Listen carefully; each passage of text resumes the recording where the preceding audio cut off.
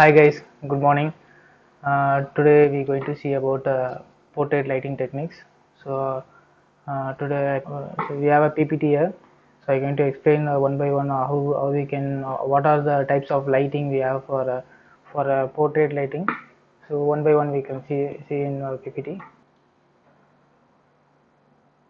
Okay guys, before going into lighting, this session is completely about portrait lighting. So here I going to explain you what all the portrait lighting is available, which is familiar with the photographers. Okay, let's see start our session. Okay, this session is completely about what are the types of lighting we have in portrait lighting. So first, after this session, you will be having an idea what all the portrait lightings we have. In continuation to this section, we can have a practical class also. Maybe it may be in next session. Okay. Before we going into this types of lighting, we have to know what is the modifier. So light modifiers. So light modifiers are I can see the examples here. I'll show. See, this is a light. So one source of light is used for all the lighting techniques, and the modifiers are used for different modifiers. They use different modifiers. So what is the use of modifier is this will diffuse the light, split the light, or else reflects the light, or it gives a soft light. It gives a key light, fill light. So any modifier can be used in this type of portrait lightings. I show you few examples of modifiers. Choose the right modifier to achieve the photo you want. So what are the need of our output? We need to choose the best modifier for that. So we have many modifiers here. See, beauty bowl and soft box, strip box, reflector bowl, umbrella, and flash string, etc. So you can see here examples. Few examples is reflector umbrella, Broly. This is a diffuser umbrella. This is a softbox, Octa. So you have different types of modifiers. These are known as modifiers. So before using the modifiers, you should know about the advantage and disadvantage of the modifiers. Okay. We'll now go on to types of lightings. First one. So this is a standard 3-point lighting. So 3-point lighting is why we call this a standard means this type of lighting is used in videography also as well as used in photography. Okay. So standard lights for video and photo. So in this standard 3-point lighting, we use key light, fill light, and backlight.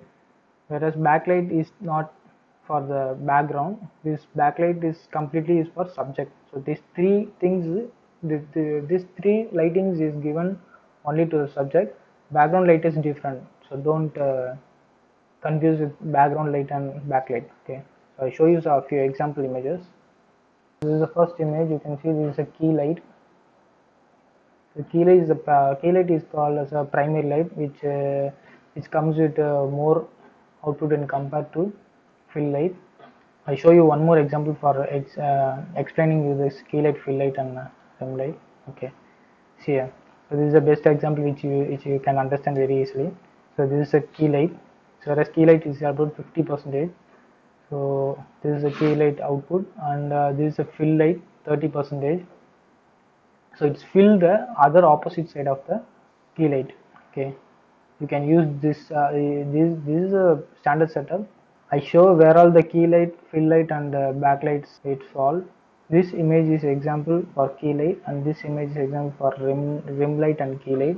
Whereas you can see the rim light is falling on the air, and this image is for key light, rim light, and fill light.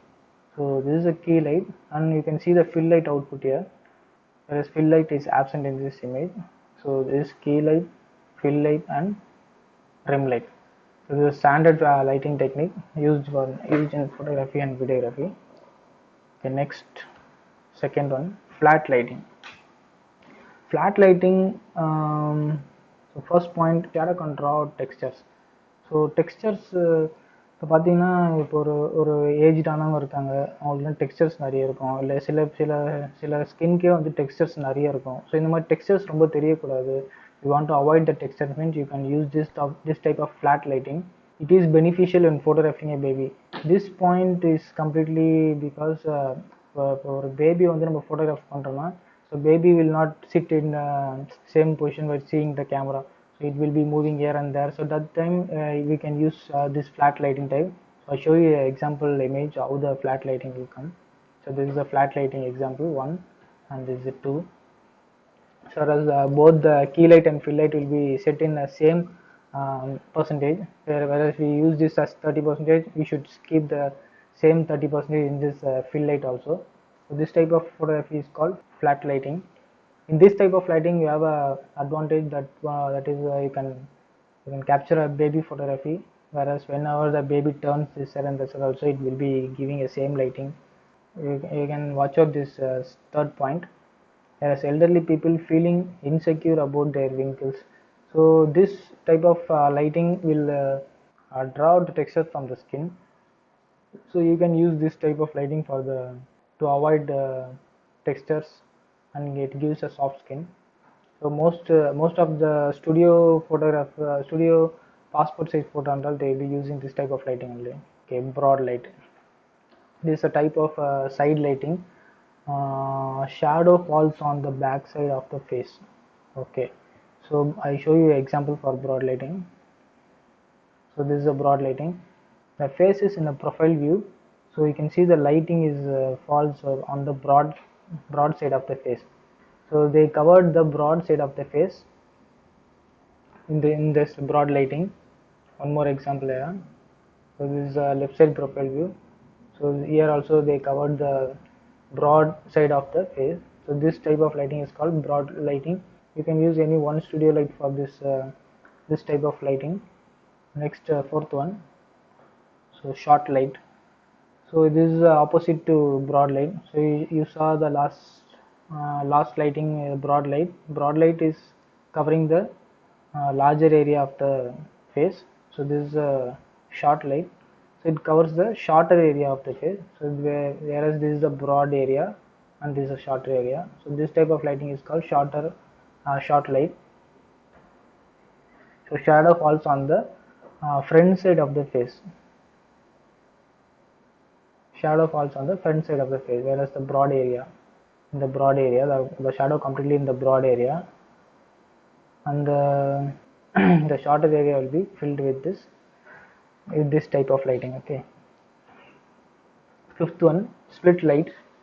So split light is completely splitting the face into two halves, whereas one half is completely lightened and one half is completely darkened. Okay. So I show you example image. See, this is one of the example image. Light hits sides at 90-degree angle. So completely the light comes from this side, and this side no light has entered, and the background light and the side light or everything has been blocked. Only one side lighting is given. Second point, half of the subject being lightened. Shadow line straight down the middle of the nose. So shadow line starts straight of the middle of the nose. That's the third point. And subject looks rugged. So most of the posters you see, movie posters, sometimes they use this type of lighting. This gives a rugged look. One more example. In this image, they completely use the light from left hand side, and they completely arrested the light falling on the right side. Another example. So this is also the same image, which light falls from the left. So only one light they used. Little bit background light background ambient is available here. So we will go for next lighting. Get backlight. So backlight, I already told you, we saw in the 3-point lighting, key light, fill light, and backlight. So backlight is also called a semi silhouette. I show you an example. So this is a backlight. I hope you all remember that I shown you an example for silhouette. So this is a semi silhouette, whereas we can see the subject through the backlight. Okay, we don't have any light for the subject. only the backlight gives the only the backlight shows the subject. So this type of lighting is called backlight. It's a light fall into the frame. It creates contrast to the dark background. So it creates a contrast to the dark background. Use a reflector to pop light back to the subject. So if you want more light to the subject, you can use reflector, and you can throw back the light which comes from the backlight. Okay. So one more example here for backlight and other example. So most of the wedding photographers will be using this type of lighting to give a creative look for the bride and groom. Okay, we'll go for next lighting. Okay, this rim light, there is also backlight category, but this is different between backlight and backlight is like filling the subject.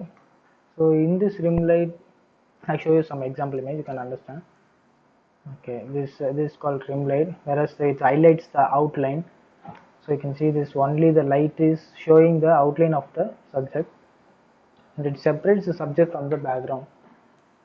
See, we can't see your background, but if you're given any background light, you can it completely separates the subject from the background.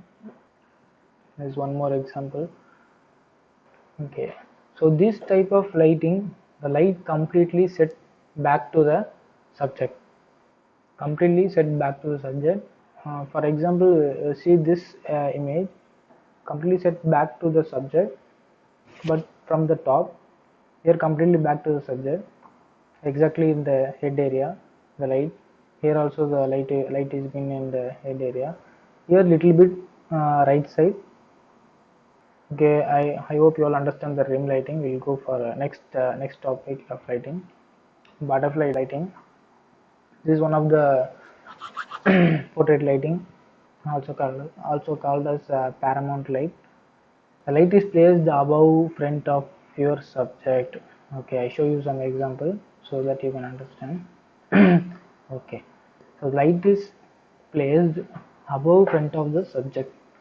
So the light is placed above front of the subject. You can see the shadow here, nose shadow. This type of shadow, getting shadow is called as butterfly lighting. So you will be getting a shadow under the nose like butterfly.